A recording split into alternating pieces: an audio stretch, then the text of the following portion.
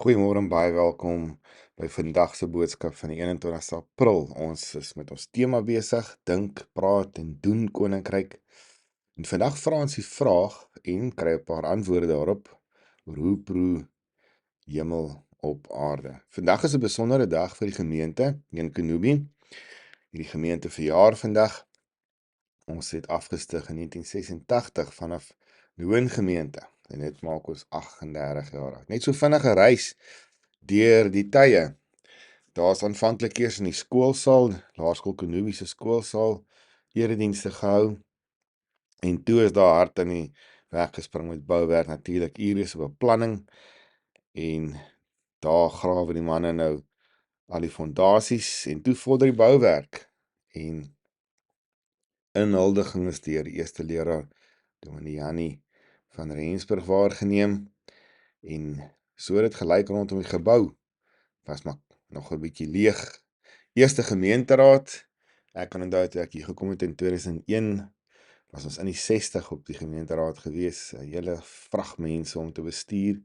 Ons het 'n passiespele gehou en gereeld die gemeente hou van byeenkomste en kuier.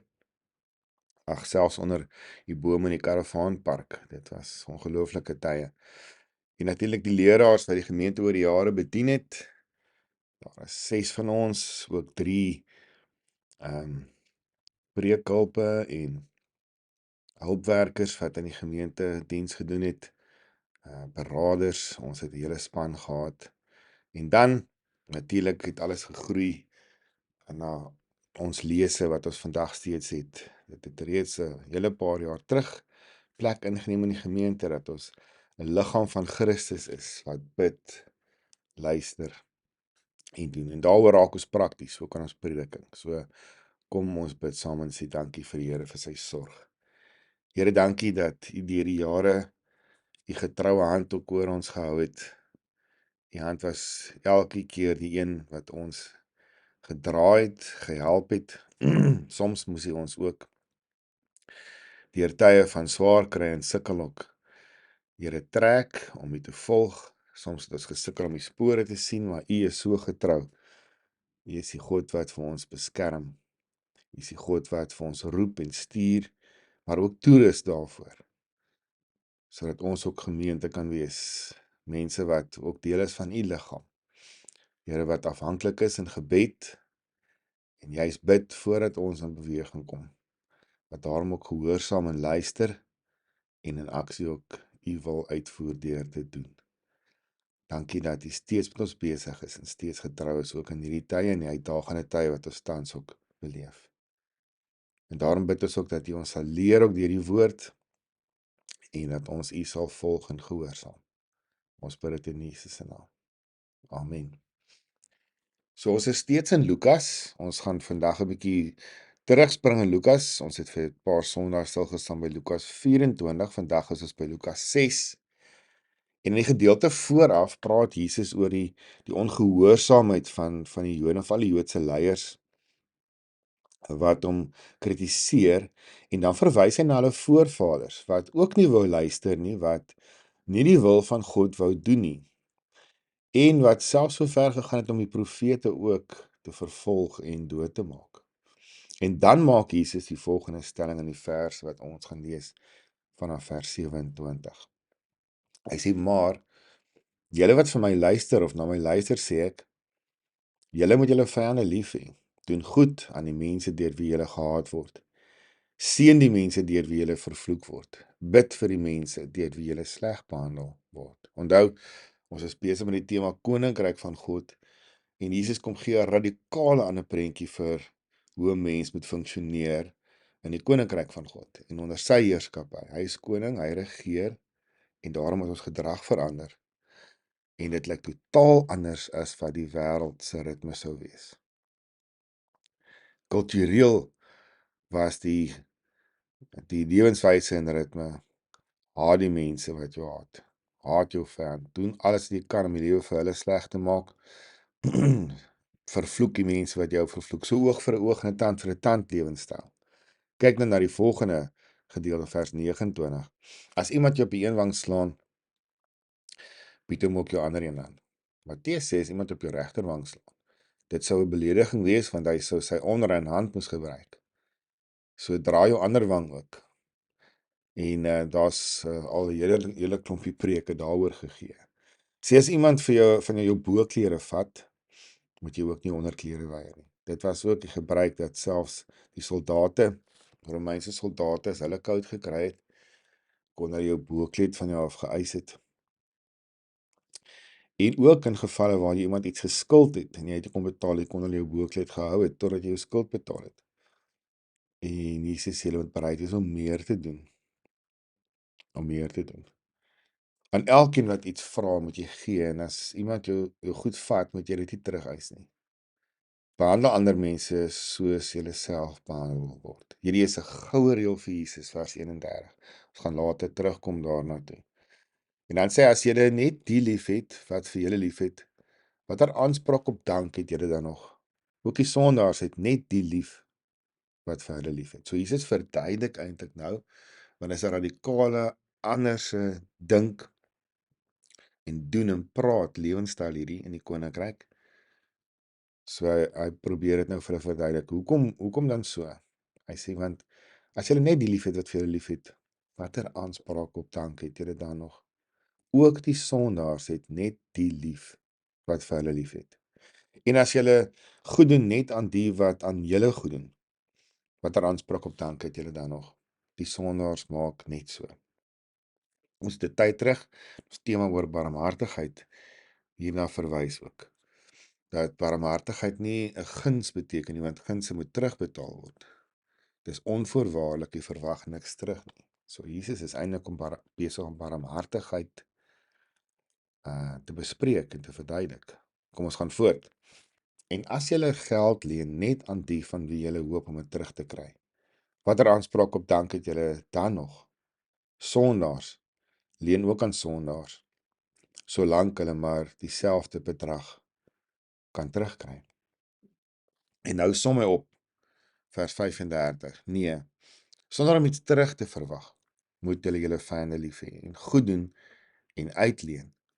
Dan sal daar vir julle 'n groot beloning wees. Julle sal kinders van die Allerhoogste wees, omdat hy self goed is vir die ondankbares en die slegtes. Matteus brei uit hoe as hy hieroor skryf, sê hy laat dit ook reën oor hulle wat gehoorsaam en ongehoorsaam is.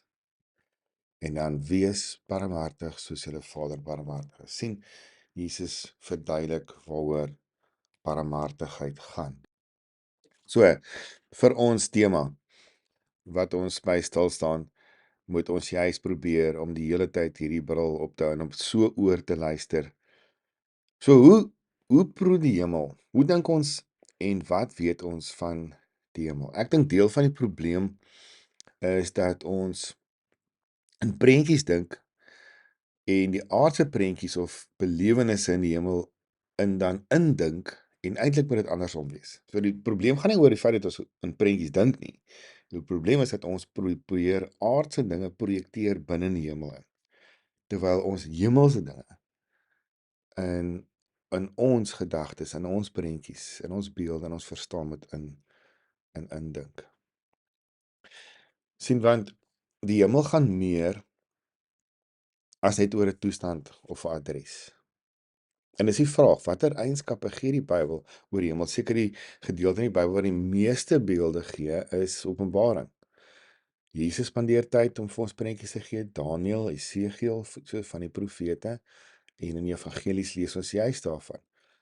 Openbaring gee immers die meeste prentjies, maar dit is sulke skreefies eintlik, sodat ons 'n loerkans kan kry deur die gordyne. Openbaring 19 inteendeel, daar's verskeie beelde, maar Openbaring 19 praat van 'n bruilofsfees van die lam, waarin die genooides dan aansit. Jesus gebruik dieselfde beeld, prentjie. Hy gebruik 'n hemelse fees en dan sê hy dit gaan in die koninkryk van God soos 'n koning wat vir sy seun 'n bruilof gereed gemaak het. En dan beskryf Jesus die toestand van die verskillende genooides. Watter gesindheid, wat 'n hartgesindheid het hulle? En daarom kies ek ook vir hierdie manier van dink. Ons dink Ons kan nie, dit is 'n fees, kom ons sê, dit is die plek, dis die ruimte, dit is, kom ons sê, dit is hoe dit lyk. Maar wat is die gesindheid van ons harte? Norman Mackay vertel in sy boek Kingdom Come 'n gelykenis van die lang lepels, soos dit bekend staan. Nou, hierdie gelykenis is aan baie volke 'n legendariese gelykenis, maar daar word gesê dat dit oorgelewer is deur 'n ene Rabbi Hagim van Romsishok. En die storie gaan oor 'n man wat enige prentjie sien van die hemel en die hel en om die verskil dan tussen die twee voor te stel. En dan as hy die prentjie van die hel kry, dan sien hy daar is 'n feesmaal voorberei en daar's 'n heerlike dis voorgesit aan tafel wat elkeen aan kan smil.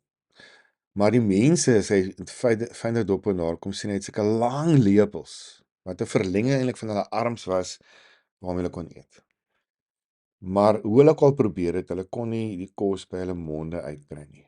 En dit was 'n gemors, 'n gekerm en 'n gekla en verwyte en blamering.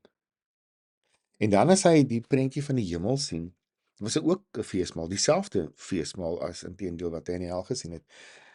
En die mense het ook sulke lang lepelarms, maar hulle was vrolik en hulle het gelag en hulle het heerlik gesmil in die kos. Want sien, hulle het mekaar heen en weer gevoer en hulle was content, welgeluksalig, vergenoegd. 'n Toestand van hoe ons kinders van die Here sal beskryf. Mense wat genoegsaam is. Onthou die woorde van N.T. Wright wat beskryf dat Jesus nie opgestaan het sodat ons wat in hom glo ontvoer kan word hemel toe nie, maar dat God ons wil gebruik om mense met die hemelse, met ander woorde God se koninkryk te bedien. My weergawe daarvan is om mense te bedien deur hulle 'n hemelse proekans te gee. Jesus se hele bediening fokus op die koninkryk. Hy hy preek daaroor, sy gelykenisse gaan daaroor. As hy vir mense leer, dan leer hy vir mense om in pas daarmee ook te bid. Ons Vader wat in die hemel is, laat u naam geheilig word. Laat u koninkryk kom. Laat u wil geskied, soos in die hemel, so ook op die aarde. So ons fokus nou nog net op die koninkryk gedeelte, want ons wil die tafel ook inteendeel dek vir ons Pinksterreeks wat kom. Ons gaan nog by die naam van God wat geheilig word en ook die wil van God moet geskied. En ons is eintlik reeds daarmee besig, want as ons gehoorsaam is en vir mense wys 'n stukkie laat proe van die koninkryk, is ons eintlik besig om sy naam te heilig, want hy is koning, hy regeer. Ons is onder sy heerskappy. En dis wat gehoorsame burgers van die koninkryk doen, uit eerbied en respek vir hulle koning, vir God. En dit is ook hoe sy wil dan seëvier, soos dit reeds in die hemel gebeur. So Jesus vat dit vir ons eintlik mooi saam. Hy het toe gesê die opsomming eintlik van die hele gedeelte, vers 27 tot 34, is vers 35. Hy sê nee, sonder om terug te verwag, moet julle julle vyande lief hê en goed doen en uitleen. Dan sal daar vir julle 'n groot beloning wees. Julle sal kinders van die Allerhoogste wees, omdat hy self goed is vir die ondankbares en slegtes. Onvoorwaardelike liefde, genade. Jesus noem dit barmhartigheid. Wees barmhartig soos julle Vader barmhartig is. En hy gee in die middel van hierdie gedeelte hierdie sleutel: behandel ander mense soos jy self behandel wil word. Ek kan onthou as kind, het my ma dit vir elkeen van ons kinders gegee, al 5 van ons. En ek kan onthou my broer, hy het dit so in sy kas opgeplak gehad, my oudste broer. En dit was altyd die eerste ding wat jy sien, as jy dit oopmaak en sien. En elke keer as ons eintlik aan God, aan mense God se karakter wil illustreer en hulle 'n proekans van die hemel gee, gaan dit eintlik oor hoe ons hierdie gesindheid ook by onsself vestig. Om te sê, maar hoe sou ek wou gehad het iemand anders moet teenoor my optree nou? Sou ek wou hulle moet wraak neem? Sou ek wou hulle moes synig wees?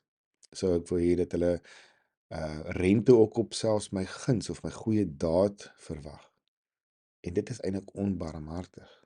Nee, ons sou verwag het iemand moet help sonder om terug te vra. Iemand moet gee of liefde bewys of deernis of net 'n goeie woord vir jou gee sonder om iets terug te verwag. Ons wil nie hê mense moet wraak neem op ons nie. Ons wil hê hulle moet vergewe, barmhartig wees. Dink aan nog woorde van Jesus waarmee hy ons leer om toestande te beskryf van God se koninkryk, God se hemel. Dink aan die woord volmaaktheid. Dis 'n prentjie wat 'n mens in elk geval ook vorm as 'n mens dink aan die paradys, dink aan hemelse, dink aan die nuwe Jerusalem. Dan sien 'n mens volmaaktheid. Alles is net reg. Alles werk. Alles werk. Alles is perfek. En ons lewe in 'n gebroke wêreld, ons lewe in 'n onvolmaakte wêreld.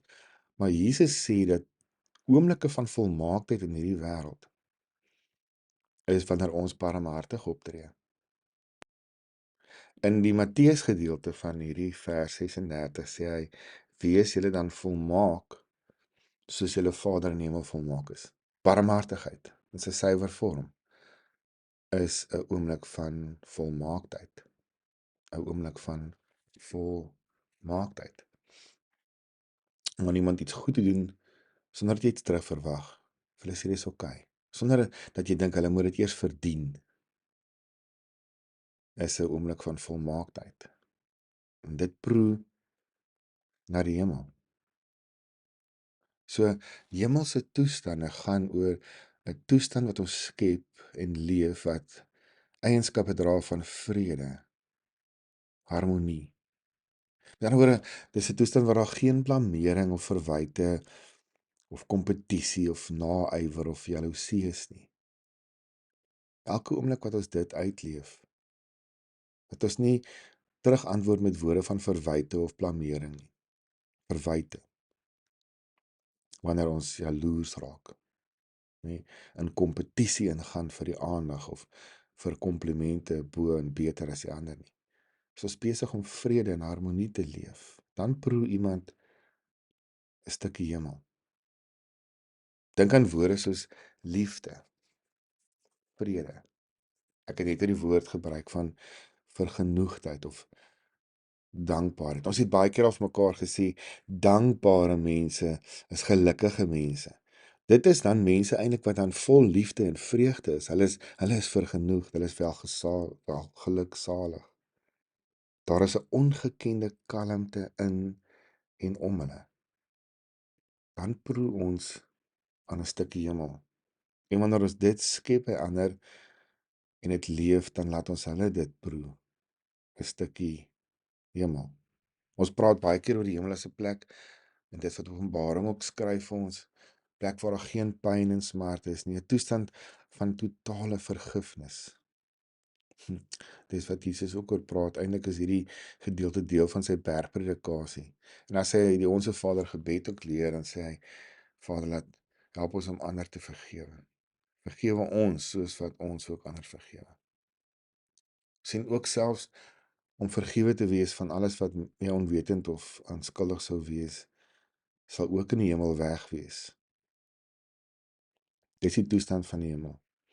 Nou vra ek myself af, die oomblik voordat ons afsterwe, wat ons hierdie dimensie verlaat, hiernamaals, soos ons dit baie keer noem, wat word van al daai onbelyde sondes, onwetende sondes? Daar's vergifnis, dit is hoe groot Christus se vergifnis is. En om die hemel te proe en vir alles wat oor vergifnis gaan, moet ons dit nou al uitsorteer, want dalk is jou vyande eendag saam met jou in die hemel. En dit is wat Jesus hier bedoel. Dis wat Jesus hier bedoel. Jy gaan dalk in die hemel eendag loop en dan sien jy iemand wat jy gedink het is 'n vark, is nasty, is wicked. Iemand wat net pyn en vernietiging gelos het, en hier staan jy, soos die moordenaar aan die kruis langs Jesus. Sien, vergifnis is iets wat ons moet uitleef, maar wraak is iets anders. Dit is God, dit behoort aan God. Maar vergifnis is ook God se besigheid. Veral wanneer dit kom by ander mense se skuld. Dis sy besigheid om hulle skuld uit te sorteer en nie ons nie. En wanneer ons vergewe en nie langer meer wraak neem en verwyte het en blamering het nie, versprei ons harmonie en vrede. En dan proe iemand aan die hemel. Dink wat van die hemel het Jesus kom opbreek op die aarde, deur sy kruisdood. Wat sy eienskappe het hy kom wys.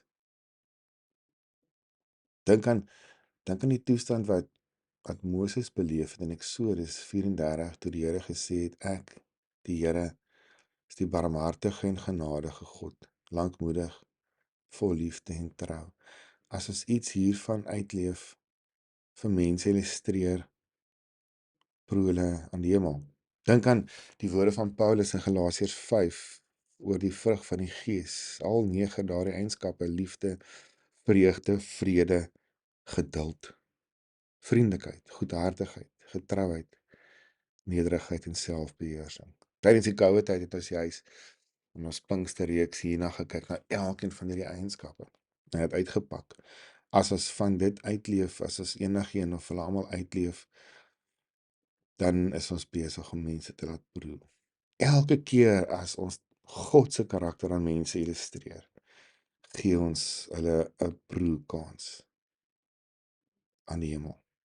En dan kan ons mense beïnvloed en verander om ook so te wees. Van die prentjie wat ons sien, selfs die prentjie van Rabbi Haim, is ook elke dag se prentjie.